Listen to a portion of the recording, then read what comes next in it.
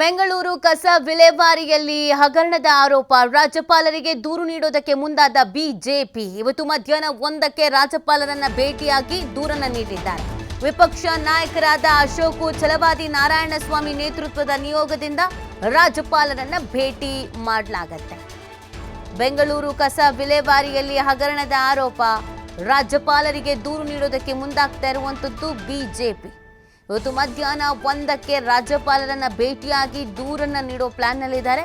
ವಿಪಕ್ಷ ನಾಯಕರಾದ ಅಶೋಕ್ ಛಲವಾದಿ ನಾರಾಯಣಸ್ವಾಮಿ ನೇತೃತ್ವದ ನಿಯೋಗದಿಂದ ರಾಜ್ಯಪಾಲರನ್ನ ಭೇಟಿ ಮಾಡಲಿದ್ದಾರೆ. ಈ ಕಸ ವಿಲೇವಾರಿ ವಿಚಾರಕ್ಕೆ ಸಂಬಂಧಪಟ್ಟಂತೆ ಅವ್ಯವಹಾರ ನಡೆದಿದೆ, ಒಂದು ಪಾರದರ್ಶಕತೆ ಅನ್ನೋದು ಇಲ್ಲ, ಸಮಸ್ಯೆಗಳಾಗಿದೆ ಅನ್ನೋದೊಂದು ಇದೆ.